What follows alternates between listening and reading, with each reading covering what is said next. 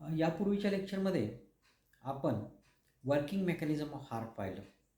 आजच्या लेक्चरला आपण पाहतोय ब्लड वेसल्स.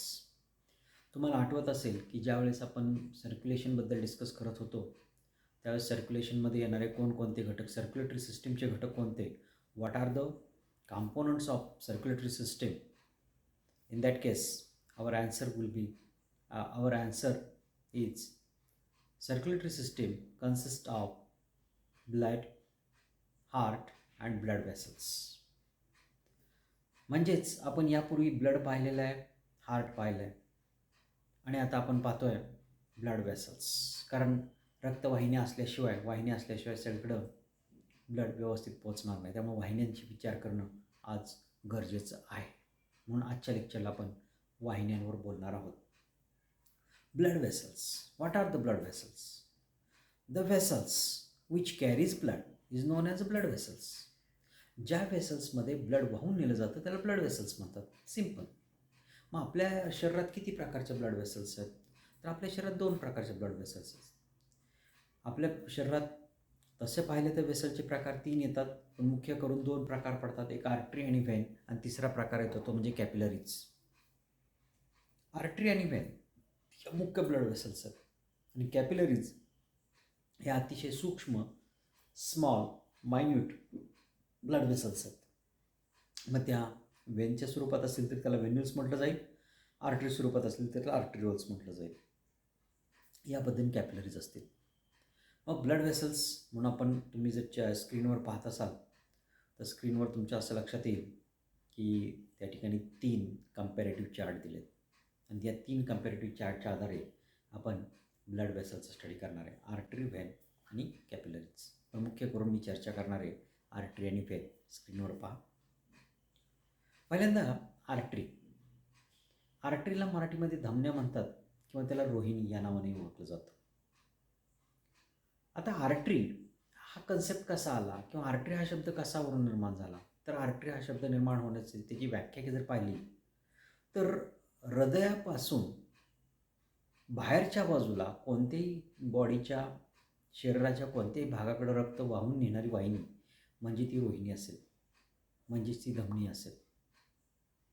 त्यालाच आपण इंग्लिशमध्ये आर्टरी म्हणतो.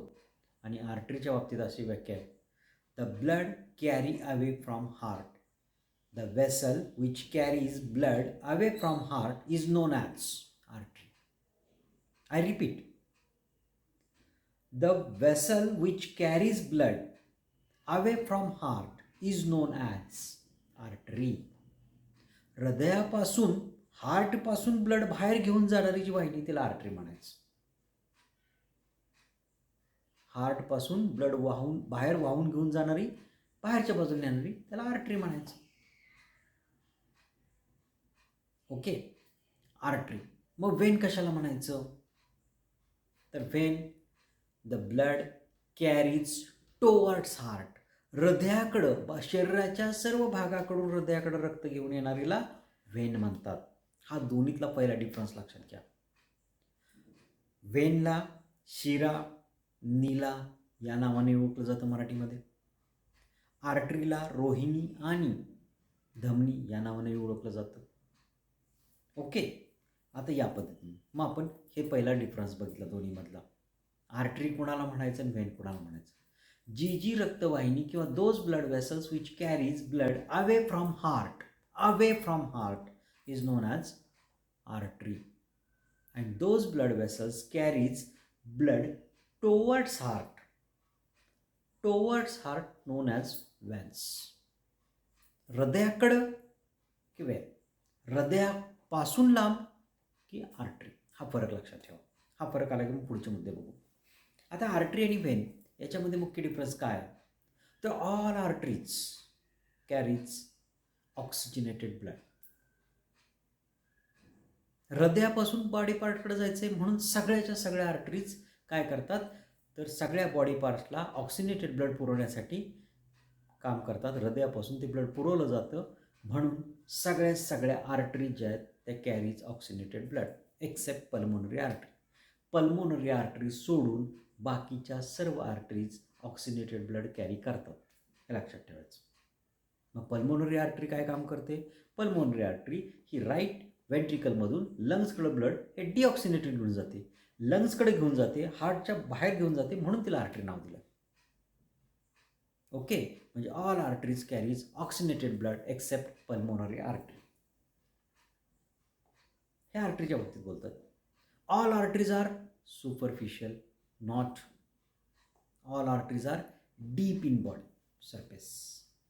बॉडी सरफेसवर नसतात, त्या खोलवर असतात.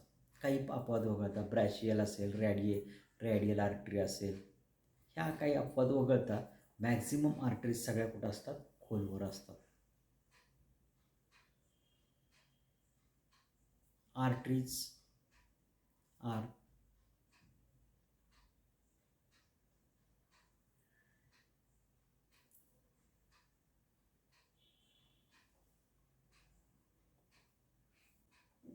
डिवायडेड इंटू, म्हणजे wall of artery. Arteries are म्हणण्यापेक्षा वॉल ऑफ आर्टरी ह्या 3 भागात विभागलेल्या आहेत. त्याच्यामध्ये पहिला भाग आहे जो बाहेरचा असतो, थिक असतो, टफ असतो, कनेक्टिव्ह टिश्यूपासून बनलेला असतो. त्याला ट्युनिका एक्स्टर्ना म्हणतात. मधला लेअर असतो त्याला ट्युनिका मीडिया म्हणतात, आणि आतला लेअर असतो त्याला ट्युनिका इंटर्ना म्हणतात, आणि त्याच्या आतमध्ये ल्युमेन असते. आर्टरीबद्दल बोलायचं झालं तर एक स्पेसिफाईडली आपण सांगू शकतो, ते म्हणजे कोणतं? तर आर्टरीमध्ये ट्युनिका मीडिया हा वेल डेव्हलप्ड असतो. Note this point. आर्टरीमध्ये ट्युनिका मीडिया कसा असतो? Well developed. Tunica media is well developed and lumen is small. आर्टरीमध्ये ट्युनिका मीडिया वेल डेव्हलप्ड पण ल्युमेन इज स्मॉल. हे आर्टरीची वैशिष्ट्य आहेत सर्वसाधारण. These are the characteristics of artery. What about veins? वेन्सबद्दल काय? तर वेन्स मगाशीच एक्सप्लेन केलं की हृदयाकडून, म्हणजे बॉडीकडून हृदयाकडे रक्त घेऊन येणारे towards heart. Veins carries blood from body parts to heart, known as a veins. त्याला वेन म्हणायचं. वेन्सचं वैशिष्ट्य काय? All veins carries deoxygenated blood. बॉडीकडून आणायचं म्हणजे ते ऑक्सिजनेट, त्यात ऑक्सिजन निग्लिजिबल असतो, त्याचं कार्बन डायऑक्साईडचं प्रमाण जास्त असतं. All veins carries deoxygenated blood except pulmonary vein. Pulmonary व्हेनचा काय एक्सेप्शनल केलं आहे? तर पल्मोनरी व्हेन लंग्सकडून हार्टकडे येते, आणि लंग्सकडून हार्टकडे येणारं ब्लड कसं असतं? ऑक्सिनेटेड असतं. म्हणून all veins carries deoxygenated blood except pulmonary vein. All veins are superficial. Maximum सगळ्या वेन्स कशा असतात? सुपरफिशियल असतात, वरच्यावर असतात. तुम्ही जर पाहिलं, गोऱ्या रंगाचा व्यक्ती असेल, फार गोरा रंग असेल, तर तुम्हाला हिरव्या निळ्या रेषा दिसतात. त्या हिरव्या निळ्या रेषा म्हणजे दुसरे, that is nothing but veins. These are the veins. त्याला तुम्ही नीला म्हणता, त्याला शिरा म्हणतात. सगळ्या शिरा ह्या सरफेसला असतात, म्हणजे सुपरफिशियली असतात. They are situated in superficial nearer to the skin. Okay. Yes, वेन्समध्ये सुद्धा वेनची जर वॉल पाहिली तर ती आर्टरीसारखीच 3 भागात विभागलेली असते. बाहेरचा भाग असतो त्याला ट्युनिका एक्स्टर्ना म्हणतात, मधला असतो त्याला ट्युनिका मीडिया म्हणतात, आणि आतला असतो त्याला ट्युनिका इंटर्ना म्हणतात. त्याच्या आतमध्ये ल्युमेन्स असते. आर्टरीमधली ट्युनिका मीडिया वेल डेव्हलप्ड आहे, तर वेनमध्ये ट्युनिका मीडिया पुअरली डेव्हलप्ड आहे. तुम्ही डायग्राम नंतर पाहाल तर तुमचा तो डेफिनेट फरक लक्षात येईल.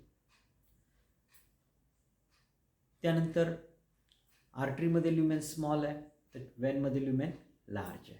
हा फरक बेसिक लक्षात घ्या. एवढा फरक आपल्याला याच्यामध्ये पाहायला मिळतो. आणखीन एक फरक मला सांगावासा वाटतो, तो म्हणजे आर्टरीमध्ये वॉल्स नसतात आणि वेनमध्ये वॉल असतात. Walls present. आता इथे वॉल का प्रेझेंट आहे? त्याचं कारण काय आहे? तर कारण सिंपल आहे. ते म्हणजे कोणतं? आर्टरीमध्ये ब्लड फ्लो हा प्रत्येक ह्याच्या ठिकाणी बदलत असतो. ब्लड प्रेशर प्रत्येक ठिकाणी बदलत असतं. तुम्ही हाताचं बोट घ्या आणि हाताचा दंड घ्या. बोटामध्ये असणारं ब्लड प्रेशर आणि दंडामध्ये असणारं ब्लड प्रेशर याच्यामध्ये फरक आहे. क्रमाक्रमानं ब्लड प्रेशर वाढत जाणार आहे. वाढत जाणाऱ्यामुळं जास्त प्रेशरमुळं ब्लड पुन्हा बोटाकडे येऊ शकतं. ते अवॉइड करण्यासाठी याच्या आतमध्ये काय आहेत तर वॉल्स आहेत. आणि तुम्हाला माहिती आहे हार्टमध्ये असू दे कशा ते वॉल्स कशा आहेत to prevent black flow of blood. ब्लडचा ब्लॅक फ्लो थांबवण्यासाठीच असतात हे लक्षात ठेवायचं. या पद्धतीनं आर्टरी आणि व्हेन आहे. त्याचबरोबर तुम्ही कॅपिलरीचा जर विचार केला तर कॅपिलरी कशा आहेत तर कॅपिलरी मायन्यूट आहेत, त्यांचं संपूर्ण नेटवर्क असतं. कॅपिलरीमध्ये मात्र 3 तुम्हाला लेयर्स दिसत नाहीत. कॅपिलरी वॉल फक्त एक फ्लॅट स्क्वॅमस इपिथेलियमपासून तयार झालेली असते आणि त्याच्या आतमध्ये ल्युमेन असते, सिंगल लेअर स्ट्रक्चर. आणि त्या लेअरवर नंबर ऑफ पोर्स असतात. या कॅपिलरी एक्सचेंज करायचं काम असेल, ट्रान्सफर म्हणजे देवाणघेवाण जी काही करायची ती करतात. त्याचबरोबर व्हाईट ब्लड सेल्स ज्या डायबेटिसीस दाखवतात म्हणजे बोर आउट होतात, ज्या छिद्रातून बाहेर पडून जाऊ शकतात, ती क्रिया करण्यासाठी याला पोअर्स असतात. या पद्धतीनं कॅपिलरीज असतात. पण कॅपिलरी सर्वात लहान गोष्ट आहे. ठीक आहे, यानंतर आपण पुढं डिटेलमध्ये काय बघूया तर आर्टरी आणि व्हेनचं स्ट्रक्चर बघूया.